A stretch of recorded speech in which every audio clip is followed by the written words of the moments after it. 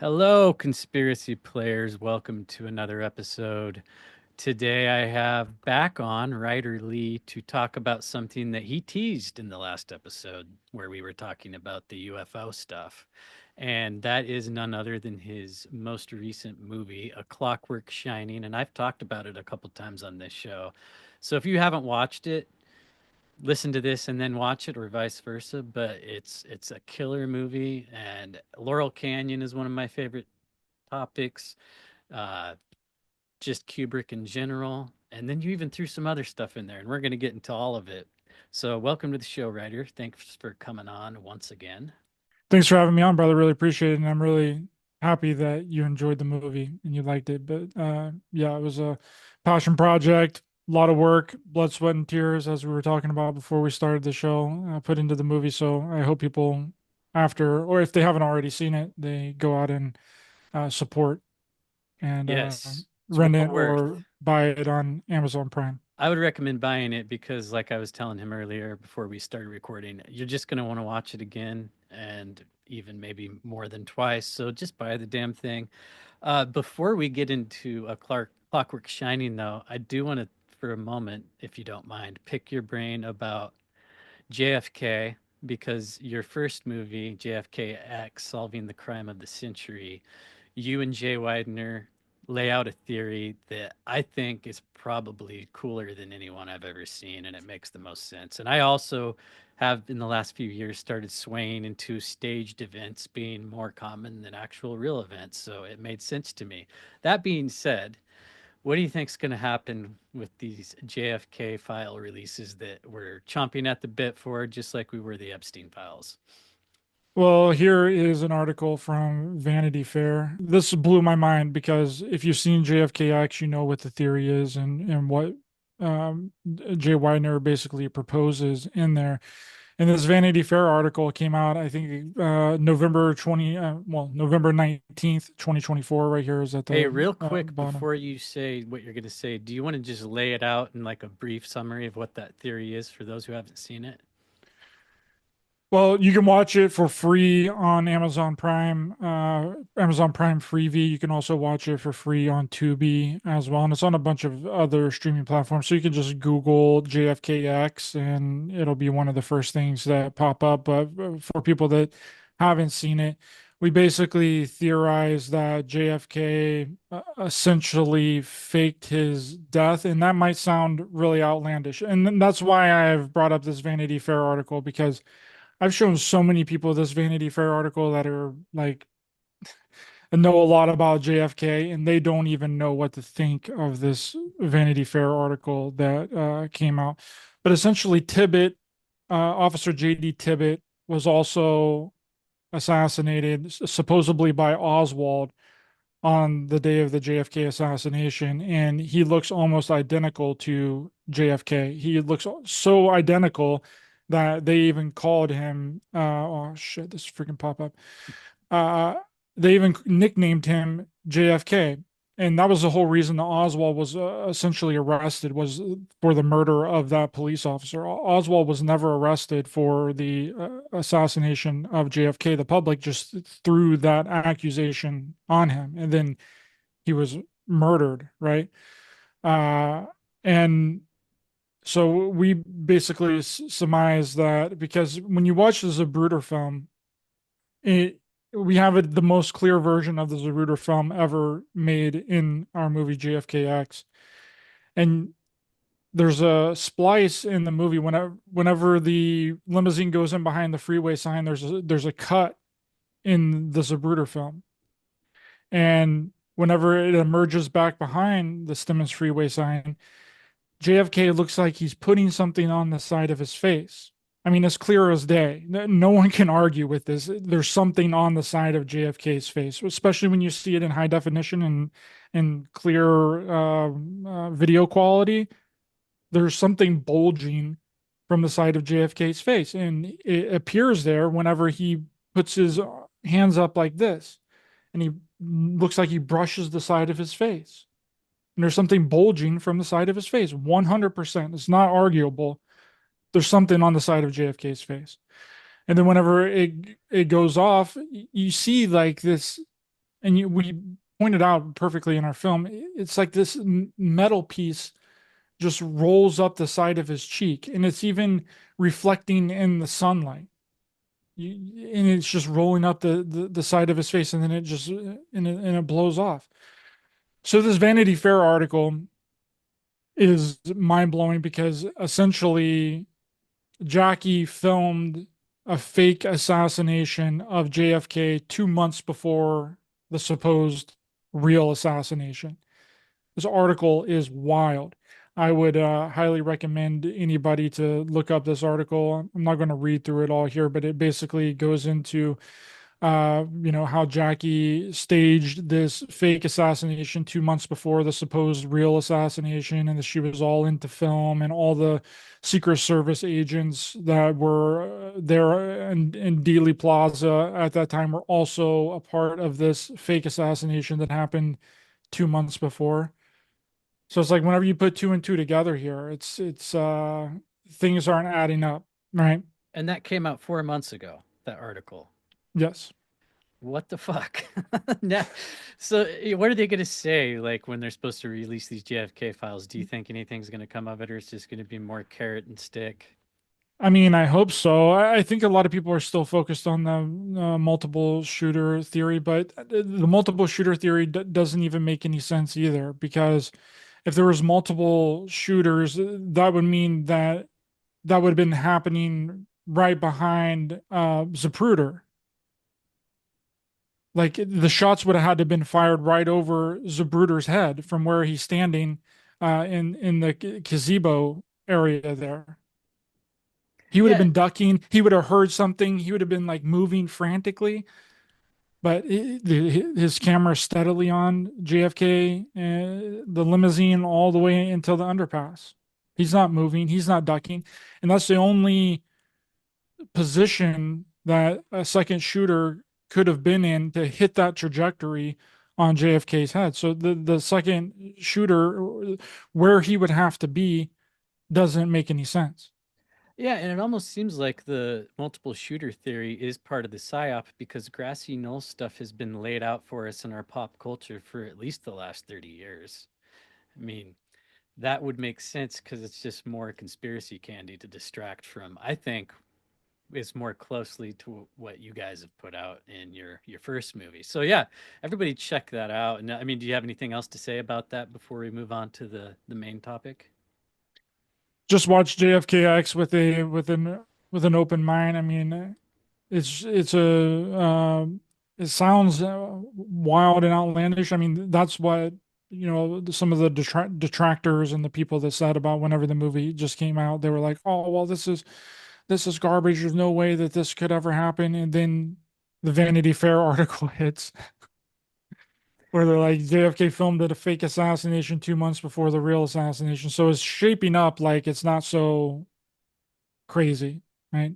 Yeah, and I didn't even know this article existed until it's probably been a week or two. I listened to you on the Occult Rejects with JJ Vance and Nick there, and you guys brought it up. So I kind of hoped that when I prompted you here, you'd talk about that because I think everybody needs to read that thing. And if you haven't, in tandem, at least watch the movie too, because I think that, yeah, whatever they put out, who knows? The Epstein thing was a big flop, so we'll Yeah, a see. bunch of it was redacted. So I'm sure that that's the way that a lot of these other documents are going to go to, is a bunch of it's just going to be 100% redacted. I mean, the people that they disclosed in the Epstein documents was like not the clients, but the contact list. So it was like Michael Jackson and a few other people that were people that had already been named before, but the client list was completely redacted. So, and people are trying to put it out there like that the contact list is the client list, and that's not true. The contact list is different than the client list. A contact person is just somebody that you contact. That doesn't necessarily mean that they're a client. Right? Exactly. But the client list was 100% redacted because they said that those people are victims. Which in one sense I understand in a way, but just release it, bro. Just release the whole thing. Let it see exactly what was going on. But they're obvious. But this is supposed to be one of three dumps, so Well, maybe we'll get something else in the other dumps. Who the knows? the phase thing just reminds me so much of the Twitter files. It's like, why can't we just get a WikiLeaks drop on all of it and then we can read it? Why do we need a filter of alternative media personalities who are all sketchy to begin with to be the ones to filter it to us? So, yeah, I mean, I didn't expect anything, but the Dog and Pony show, it was something else. And I'm not expecting anything big in the other phases. So we'll see. But I mean, we can have hope. At least he has essentially done what he said that he was going to do. I mean, you know what I mean? He no said that he doubt was going about to that. release the files. They're going to be released. So, I mean, can't Uh, really complain because I really don't believe that anybody else would have even have brought that up. That would have never even have been a talking point for any other candidate, right? So at least he's sticking to his guns and what he said that he was going to do. yeah. He's And essentially done. Ross Ulbricht being free, I I never saw that happening ever. I mean, I was kind of big into that whole thing when it went down. So, yeah, the promises being kept, I'm all about that. Um, but yeah, let's talk about A Clockwork Shining. And I guess I'll just ask you because I know that Jay Widener did his moon landing thing about Kubrick, and you guys briefly touch on that in this movie. Again, go watch that if you haven't. And what is that one called? The Kubrick Code or something like that? Kubrick's Odyssey. So Kubrick's Kubrick's Odyssey. Odyssey 1 and 2. Yeah, I think I was thinking of Jay Dyer or Isaac Weishaupt, one of those guys. But yeah, those movies. And this is kind of like, from what I understand, it's almost like a trilogy now, the way that this has been put out. Yeah, this one's like a quasi trilogy to that. So the full title, the subtitle is Kubrick's Odyssey 3. So the full title is A Clockwork Shining, a Kubrick's Odyssey 3. So it's kind of like a quasi third installment finishing up those because he was going to originally do a third one, and I think he was going to call it Kubrick the Magician or something like that until I came along and I was like, hey, this is a new theory and I think that it makes 100% sense. And he was like, cool, let's do it. And there it is. So we kind of made it to wrap up his Kubrick trilogy. So Yeah, and I think it only it's, made sense to do because he's already done two other movies on Kubrick. So this one's like the third one. So it kind of wraps everything up for him. and so you brought this MK Ultra type grand scenario to him. This was your baby then. Yes. Nice. All right. Well, so then I'll ask you just about Kubrick in general, because I think there's three things you could say. He was a bad guy, he was a tool for disclosure, or he was rogue. And maybe it could be a combination of all three.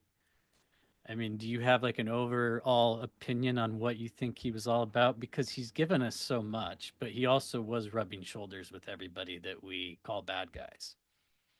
Well, essentially, you do have to rub shoulders with people that you necessarily don't want to rub shoulders with. That's really how anything works in business and the movie industry and politics and like all of that, right? You essentially have to do that. But I think that we kind of purposefully didn't bring what exactly we thought about Kubrick into the movie because it's kind of up for interpretation, right? I mean, he's dead, he's passed away. Really, the only information that we can get is about people that knew him before or his family, and it's really difficult to gauge exactly what was going on with him. So we kind of took a step back from that and not really commenting so much on what kind of person we thought Kubrick actually was. And I think that honestly serves the movie the best because if we're just speaking directly on Kubrick and we're like, okay, yeah, he's a 100% good guy because you're gonna have that division, right? Like that.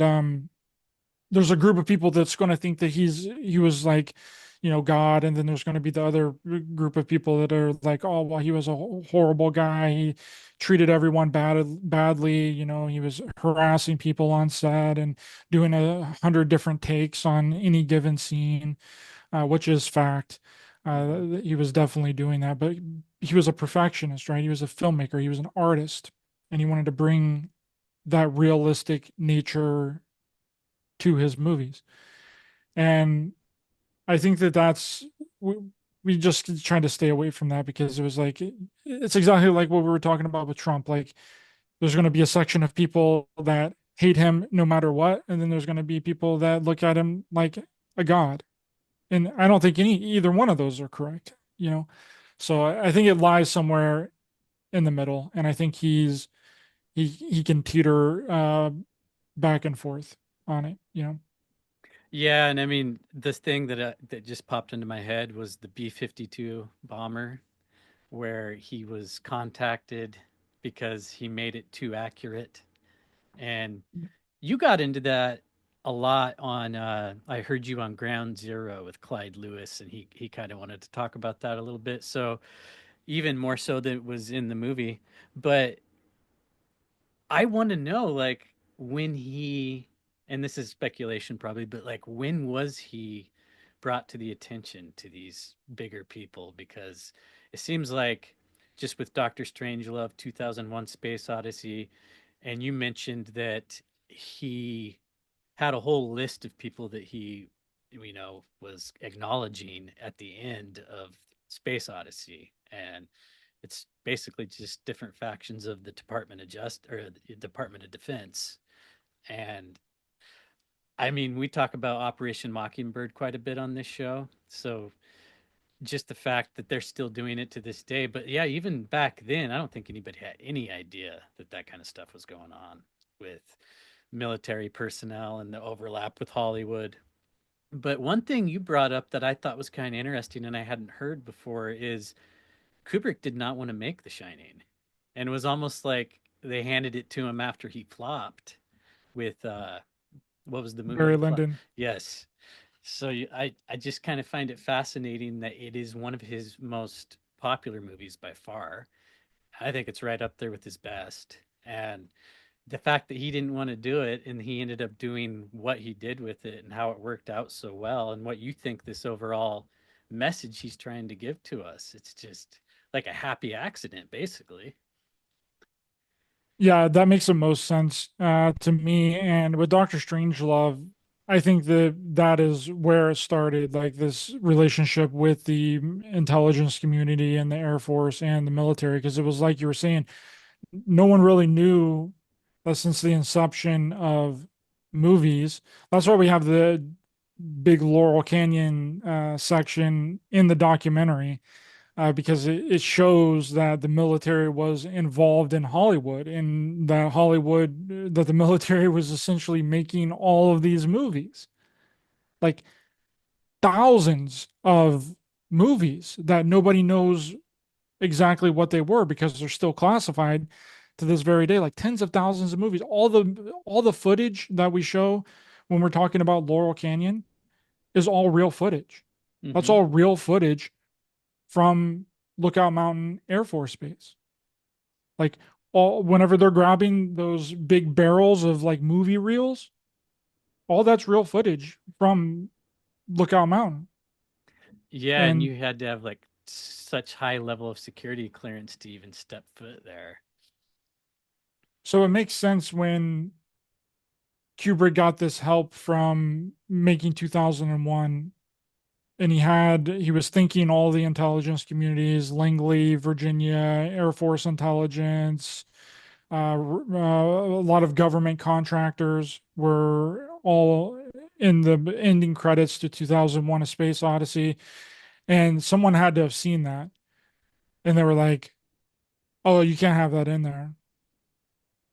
We can't let people know that there's this collaboration, regardless of like what it is, regardless if it's something nefarious or if it's not anything nefarious. I mean, they could have just been, giving him uh, things to model the stuff after. Who knows exactly, what it was, but obviously it seems like it's a lot more because 2001: A Space Odyssey was using special effects like Jay Weidner talks about with the front screen projection that had never been done before.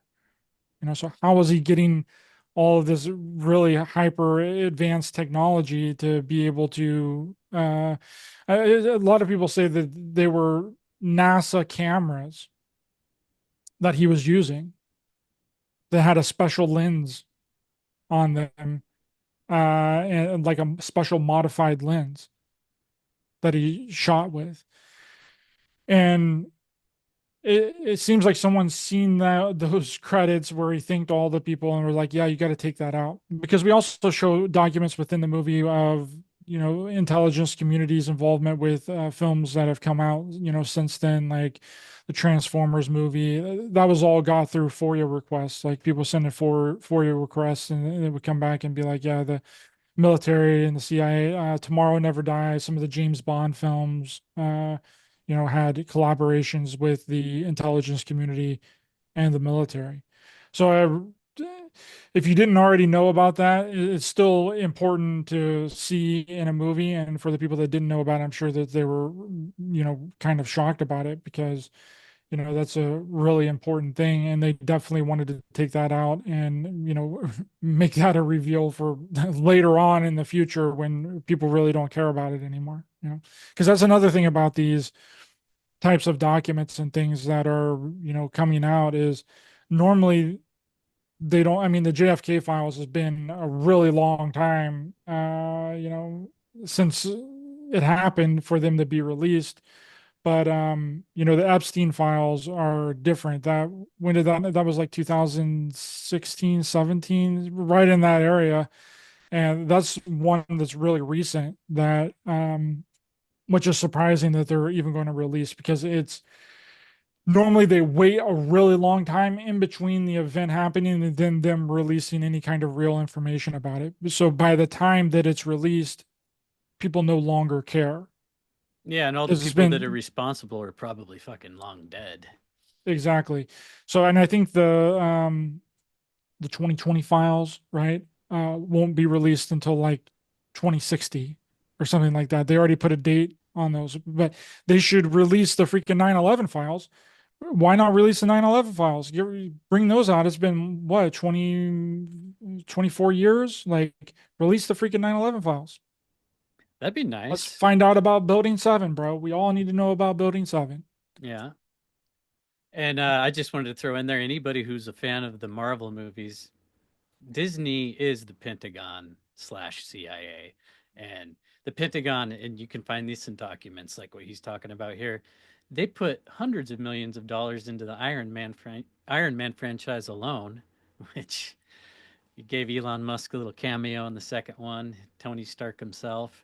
But yeah, let's get into The Shining because the first thing that you brought up that kind of opens this MK Ultra theory is she's reading Catcher in the Rye at the kitchen table before they even go up to the hotel. And Catcher in the Rye, I think you mentioned this in, it might have been on the Occult Rejects, and I never even thought of this. Like at the time that that movie was filmed, those assassinations hadn't even happened yet with, John Lennon and Reagan. Yeah, Mark David Chapman and John Hinckley Jr. And then there was another one that was brought to my attention by William Ramsey. I had him on my show recently, and there was another one that happened that involved Catcher in the Rye, which I think he said early 80s or somewhere around in there. I'm not 100% sure on the time, but her name was Rebecca Schaefer, and it happened in Hollywood, and Catcher in the Rye was involved in that murder slash assassination as well. So there was three. But yes,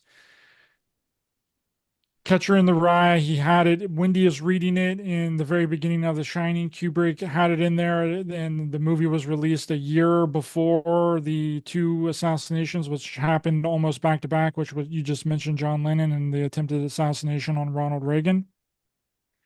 And how did Kubrick know to have that book in there and have Wendy reading it? And then when you think about it, you're like, oh my God, this book has been involved with, the two major assassinations that everyone knows about, but a third one with Rebecca Schaefer. And people have theorized that this book is some sort of MK Ultra Manchurian candidate style trigger for these assassinations. And what is Jack doing throughout the entire Shining movie. He's attempting to kill his family. He's attempting to kill Danny and kill Wendy, right? So when you put that together, you're like, holy shit, this is what it seems like. And then you see how he is being, made to write the same sentence over and over and over and over again, which is exactly like Sirhan did whenever he supposedly assassinated RFK. He's writing Yes. the same thing over and over. RFK must die. RFK must die, which is psychic driving, which was created by Hugh and Cameron in Canada, which was to implant certain thoughts and ideas to change the person's behavior on things that they normally wouldn't do, right?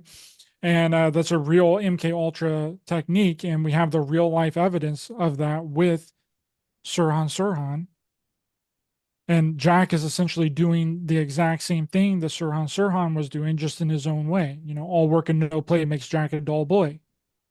Yeah. It's the exact same type of programming. And then when Wendy comes in and realizes that he's not writing a novel, he's just writing the same phrase over and over and over again, he then becomes triggered, and then he tries to essentially kill Wendy. Yeah. It And goes from Danny to Wendy. So first off, it's Danny. Whenever Grady is talking to Jack in the bathroom, the focus is on Danny. He's like, the boy is a problem. You need to correct him, sir. Like I corrected my two daughters, and the focus is on Danny. So then it's not on Wendy.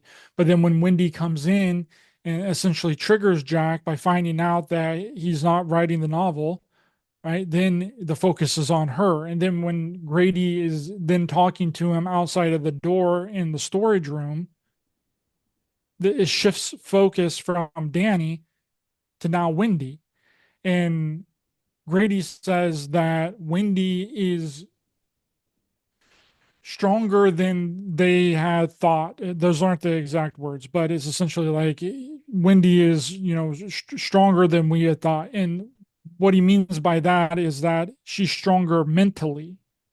She's obviously not strong physically. She's, a super skinny woman. So she's stronger mentally in her head. She's harder to crack. She's harder to break down. She's harder to mind fracture than Jack was, because Jack had already, gone through trauma. He was already an alcoholic, right? And Danny had already been through the trauma as well, with Jack coming in and essentially abusing Danny when he came home and his papers were all over the floor, or whatever. And he yanked Danny up by his arm and broke his arm. Well, injured his arm is what Wendy said. And then that's when Danny started receiving his abilities. yeah, That's having all the from the movie. That's what the doctor talks to Wendy about in the beginning of the movie. So Jack has already been traumatized. Danny has already been traumatized. That means that they are way more susceptible to MK Ultra style mind control programming. But Wendy isn't. Wendy hasn't had the trauma yet. So whenever Jack comes in and tries to, break down the door with the axe to get her, she's starting to get it because that's the traumatic event, right? And then whenever she goes downstairs, and whenever Jack goes after, whenever he hears Halloran pulling up in the snowmobile, the snowcat, he goes downstairs, and Halloran comes through the door, and then he comes through and hits Halloran in the chest with the axe, kills him. Then he goes after Danny downstairs then they go outside into the maze. And the maze is a maze of the mind. I hope I'm not losing people here too much. I'm no, kind of just no, going on and on. that's So good. he goes out, and the maze is a metaphor for the mind. So, and then Danny has to retrace his steps in the maze in his mind to escape Jack. And then Jack is lost in the maze because he's like catatonic. He's succumbed to the 100% MK Ultra style programming. But Wendy, whenever she comes downstairs and she sees Halloran dead on the ground, that's another really traumatic event. And then after she sees Halloran dead on the ground, which, one, she's not expecting Halloran to even be there. Two, he's dead, very traumatic.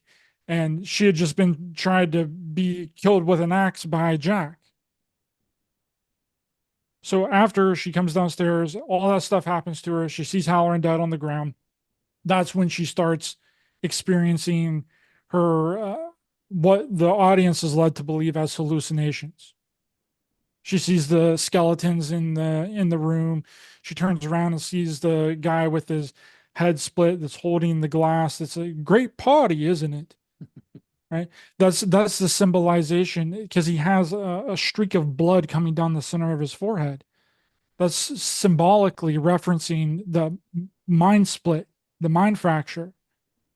And she's starting to succumb to the MK Ultra style mind control programming. She didn't experience any of this stuff throughout the entire movie until she was traumatized by Jack. Yeah, and you pointed out too that Jack and Danny hallucinate after entering room 237. So you want to talk about that a little bit? Because I found that whole theory to be, I mean, you can look up the MK Ultra disclosure files for yourself to see the kind of stuff they were doing. Yeah, so Jack is he goes into meet with Lloyd the bartender. We 100% believe that Lloyd is a real person. We believe that all the people in the hotel are real people. They're they're actors that are there like playing a role play. They're essentially there playing a LARP. They're LARPing. It's like Shutter Island, right? Have you seen the Hmm. movie Shutter Island with Yep. Leonardo DiCaprio, where essentially the entire freaking psychiatric facility, all the workers and everything are LARPing their positions at the end of the movie. They're actors playing actors in an acting movie. So that's essentially what all the people at the Overlook are. They're actors, they're not ghosts. They're actors there to play a role, to essentially see what they can get Jack to do to his family. It's an experiment. It's a giant experiment. So Jack walks into the gold room, meets Lloyd. Lloyd gives him an alcoholic drink. It has been well known that the CIA has spiked alcoholic drinks with some form of hallucinogenic. This has happened time and time again. Even an LSD aerosol has been sprayed. There's documentation on all this. You can get on and look at the MK Ultra files or look up stories Yeah, about. Operation Midnight Climax. They were trying the aerosolation and kind of ended up going with the drinks because it was easier to control. Yep. And so Lloyd gives Jack his first drink of alcohol. Then Wendy comes in, and Wendy is like, Danny was attacked by a woman in one of the upstairs bedrooms. So he goes up there. Then he encounters the woman. And then later on, whenever he goes up to the apartment that they're staying at, Wendy asked him, she's like, did you see anything? It's like, I didn't see a goddamn thing up there, which is synonymous with that you've essentially been drugged, right? Like if you experience something that's not there, like the only thing that you can think of is like, oh well, you've been drugged. So it's a combination of drugs and like actors, and then also with the aerosol, it's very apparent it's either an aerosol that's in room 237, an LSD drug aerosol that's in there, because when Danny goes in, that's how he could have experienced that as well. So they sprayed the aerosol on Danny, and then they had Jack drink the laced alcohol with LSD, and that's how he experienced it. And to just backtrack a little bit to just lend more credence to what you're saying, when they're having the meeting at the beginning, talking about him going up there, they keep mentioning our people in Denver. And you have some theories about what that could mean. Yeah, that's something that I really found odd when I was watching it several times. I was like, why do they keep mentioning these people in Denver? Right, they're over and over again. It was at least we put a compilation of it in the movie, and I'm pretty sure it's at least 5 or 6 times that either Jack or Allman mentions our people in Denver. Another JFK connection there. well, yeah, which Ullman looks strikingly similar to JFK. He's even got the American flag thing on his desk, and Bill Watson, which we didn't really get into it in the movie a lot because it was difficult to find photos of Sidney Gottlieb, but we're essentially relating Bill Watson as the main person behind the entire operation. He's the silent partner, right? He's actually the main guy. The front is that it's Allman, but it's really Bill Watson that's running the whole shindig.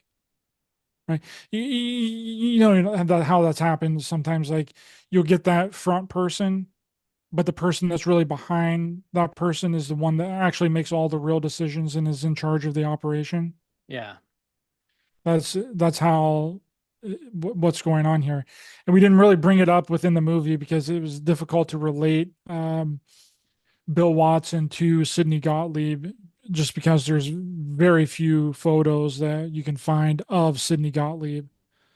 So, but they do resemble each other in the way that they dress and the way that they look, and even their facial structure Yeah, looks very similar to each other.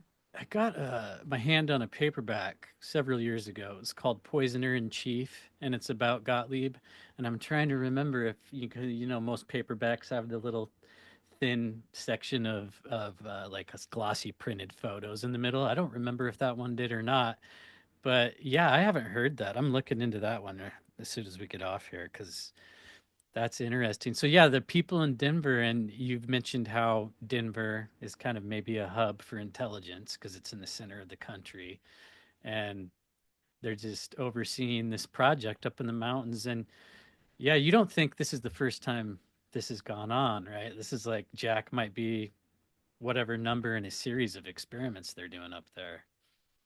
Yes, that's what I believe that the end scene of The Shining is depicting. It's not depicting anything like reincarnation. When it pans down, it says July 4th, 1921. It doesn't have anything to do with reincarnation or spiritual things. It's a date marker for how long they've been running some sort of operation up there at the Overlook Hotel. They do it every year and they get different kinds of scenarios every single year. And when you think about it, it's like the perfect place, right? Because no one's up there. It's the middle of the winter. It snows a lot up there. You get snowed into the hotel. It's honestly a perfect location to run some sort of operation up there, some sort of experiment, some sort of mind control type of scenario. And they do it every single year, and that's what makes the most sense to me. And some of the experiments work out, some of them don't, some of them go awry. Like for sure, the Grady one went awry, but I think that that kind of like became the goal. It became the goal to see if they can actually get the person that they're experimenting on to kill people, to murder people. And Especially if you would murder your own family, who wouldn't you murder? exactly, and then shown the original ending of The Shining. It really makes all the sense in the world because Allman comes into the hospital when Wendy is there, Danny is there as well. Allman comes in, talks to Wendy, and is like, everything that you said to the police and the staff here at the hospital, we can't find any evidence of. There's no evidence of anything that you said. So that means that they essentially went in and cleaned up the entire operation. Or like get rid of Jack's body, get rid of Halloran, get rid of the weapons. But it can double as somebody that's looking at it on like the surface level, on the main level, as that it was just ghosts. Yeah, You know? because you've pointed out before that essentially Kubrick made this a psychological thriller. He didn't really have paranormal stuff in there, but yeah, if you just look at the bar scene, like, oh, those are ghosts, or the hallucinations in room 237 is like ghosts or possession, but it's not your typical paranormal movie, and it's not like the book in that way at all. It's not, and that I 100% believe that that is why Kubrick made it that way, because he's trying to tell you an underlying story. He's trying to tell you a history of these types of operations and these types of programs, and that it involves MK Ultra and mind control, right? Because anything that seems to be on the surface level being paranormal can also be real, like real physical people. Yeah. There's nothing other than when the woman turns from a very hot, attractive woman into an elderly lady, which that can be explained by Jack being drugged. Everything else can be real physical people. So he's kind of coded it in there as it can go either way. So if you're just looking at it on the surface level of it, then okay, it's all just, it's just paranormal. Lloyd, the bartender, is a ghost, but somehow has alcohol and is like a physical thing and is able to move things around. All the people that were in the party in the gold room are somehow ghosts too. But that doesn't make any sense because they all look super real. Grady bumps into Jack with the tray and hits him and then has a full blown on conversation. And Grady doesn't ever admit that that he's a ghost, right? He says, "Oh well, I don't recall, sir." Yeah, so whenever Jack is like, weren't you the caretaker here?"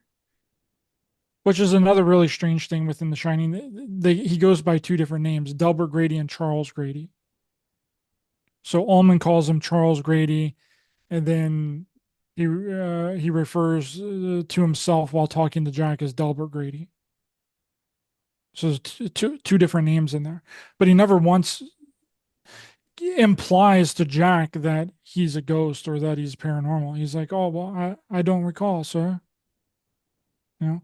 So all the things that seem to be paranormal make more sense if they're real people, if they're LARPing the entire thing. That's how Jack gets let out of the storage room. It's not a Right. ghost. It's Grady outside of the storage room that unlocks it. Yeah. Ullman was the one that rolled the ball toward Danny Okay. because at the end of the movie, in their original ending, the Stanley Kubrick had in there that he cut out after the test screenings. Ullman, whenever he goes in to talk to Wendy and says that nothing that she had said had ever happened there, he also throws the tennis ball that Jack was bouncing off of the wall before he goes and looks at the model of the maze, and also is the tennis ball that inconspicuously rolled toward Danny to make him go into room 237. Right. So, how did he know about the tennis ball? That's a good point. Did you talk about that in the movie? About him rolling him the ball? Yes, we did. And Okay. whenever we were showing the footage from the pictures and the script from the original ending. Okay, that's right. Yeah, I Trying mentioned that Ullman hands the tennis ball to Danny, which is the exact same tennis ball that Jack was bouncing off of the wall, and is also the same tennis ball that rolls toward Danny. All right. Well, I want to talk about Jack Nicholson a little bit because uh my girlfriend does a podcast and she's into like Dave McGowan a lot and not just the Laurel Canyon stuff, but the program to kill shit with you can get into Ted Bundy. But we kind of stumbled upon something and I kind of started thinking in a weird outside the box way because Jack Nicholson and Ted Bundy, they almost have the same exact story as far as do you know about Jack Nicholson? He's basically undocumented. There's no birth certificate. And Yeah.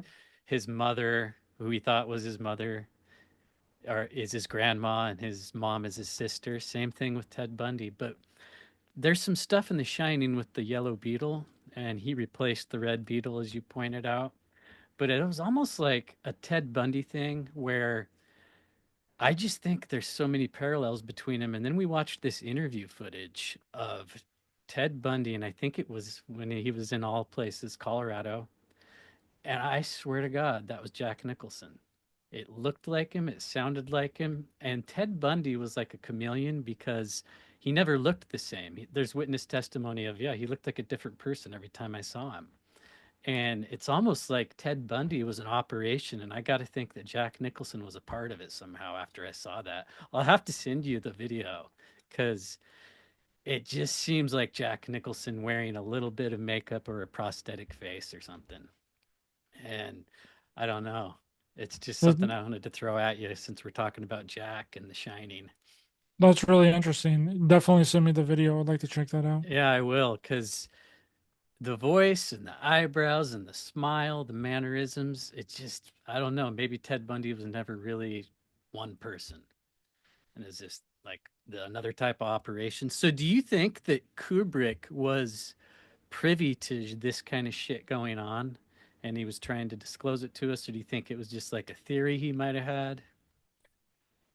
He definitely had to be privy to it because just based on the fact that he made a Clockwork Orange in 1970, right? I mean, he had to have known that that was going on in some kind of way, or I don't think that he could just bring a Clockwork Orange out of his imagination because Right. it's very similar to what they were really doing. Yeah, and it's also based on a book, and he took a lot of fucking liberties like he did with The Shining. And I mean, I tried to read the book. I think I might have got about halfway through it. It's just so hard to read. Have you read it? I have not read the book, It's no. hard, man. If you can get through it, let me know because it's just it's almost like another language. Like, the language they speak in the movie. The book's written like that. Yeah. So you kind of almost got to like learn to code the way it's written. So, do you what about Eyes Wide Shut? What's your take on that whole thing? Well, it's a really interesting one, and there's a lot of theories and speculation on that one as well. People have theorized that there was 20 minutes of the movie that were cut out of the end when he showed it to Warner Brothers, and Warner Brothers asked them to cut some scenes out of the movie. He didn't want to do it, and then turns up dead of a heart attack. But we don't really have any. I think the only people that would know would be the executives at Warner Brothers and the main actors that were in the movie. Because I'm pretty sure that he invited the main actors to view the movie. And so, of course, Nicole Kidman, Tom Cruise, they would have had to have seen it. So they would be the only ones that would be able to verify if there was something different from Kubrick's original cut and what everybody else saw. Yeah, I was listening to it was a Joe Rogan episode probably a few months back where Quentin Tarantino and Roger Avery that helped him write the stories for Pulp Fiction. Roger Avery said that he's 100% sure, and I mean he knows a lot of these people in Hollywood, that we didn't get the cut Kubrick wanted to put out. And usually when I hear people say that, it's like they're guessing, but he sounded really sure about it. And I mean, I got to lean that way myself if gun to head had to take a guess. But do you know who Sean McCann from Wake the Dead is? No, I don't. So he's got this theory, you should look into it, where he plays the movie against itself. So uh, he just starts the movie like normal, and then he has a time code where he starts it again. And the movie almost talks to itself and answers questions. And he's convinced that he's stumbled upon a code that Kubrick intentionally put out there. And I mean, it's compelling. I would definitely check it out if I was you. And I know he went on William Ramsey and talked about it. If that might be a good place to look at it. But now he's doing all sorts of things where he plays Eyes Wide Shut, starts The Shining, and there's just this whole. I mean, this guy's got a lot of time on his hands, and it's kind of like when you used to like start Dark Side of the Moon with Wizard of Oz kind of thing. But Yeah, you can also do that with The Shining. You can play it forwards and backwards at the same time. really, have you done that? I've never personally done it, but I've seen it done And it online, and pretty much everything like lines up. interesting. And that's Well, what they say about like perfection, right? mhm. When something is perfect, you can do it both ways, right? You can watch it forwards, you can watch it backwards, and it still creates the same story. Are you a David Lynch fan? I do like David Lynch, yes. Yeah, it kind of reminds me of the way he hired that little dude to do the lines backwards, and then he would play him. The guy talks backwards, so that when you play it backwards, he's talking normally, and it's just like he said it wasn't even that hard to do. He's like, when you're starting something back to finish, it should make as much sense. I don't know, but yeah, I mean, David that's the Lynch. martial arts, like the masters will tell you that whenever you're performing like Taekwondo in Korea, they call it forms, but in karate, they call it katas.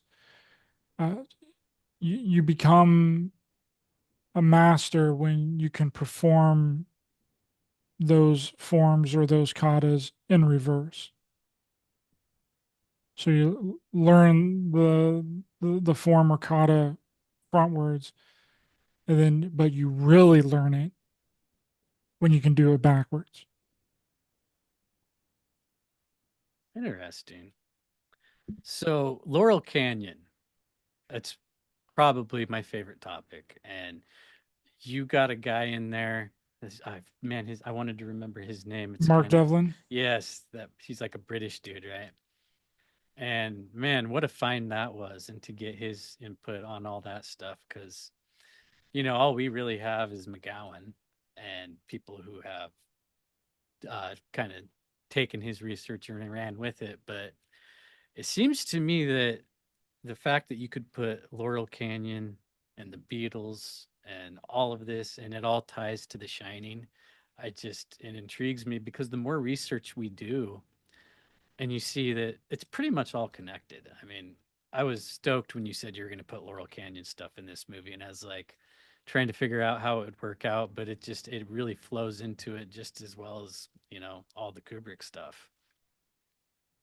Yeah, the Laurel Canyon section was very important because Kubrick lived in LA for a couple of years too. So, and I'm pretty sure that everybody during that time was at least aware that the military had a freaking movie studio on top of Laurel Canyon. I mean, several actors had top ranking security clearance for it. Ronald Reagan had it, Marilyn Monroe, Cary Grant, James Stewart, and the list goes on and on and on and on. Disney. Yep. Walt Disney had the clearance there as well.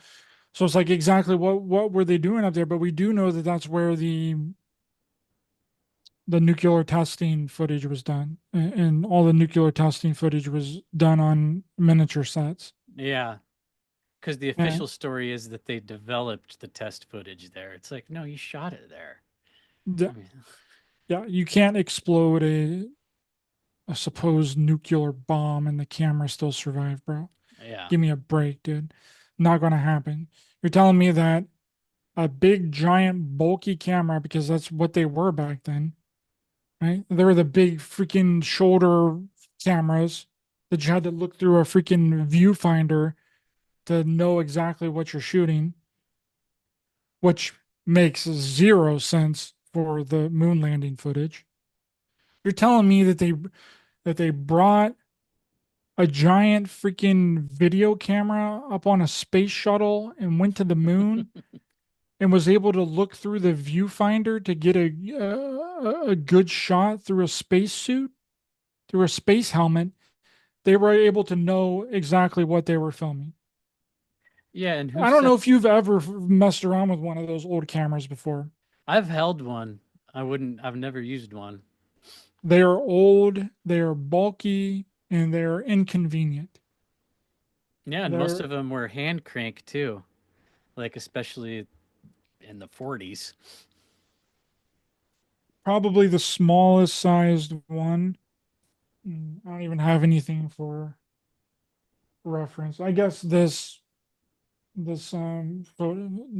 Egyptian photograph here would probably be the smallest type of camera that they could possibly have. So it would have a lens here, and you would be holding it like this in order to film, like up on your shoulder, because it's heavy. And the viewfinder would like be here. So you would have it would have to be out like this.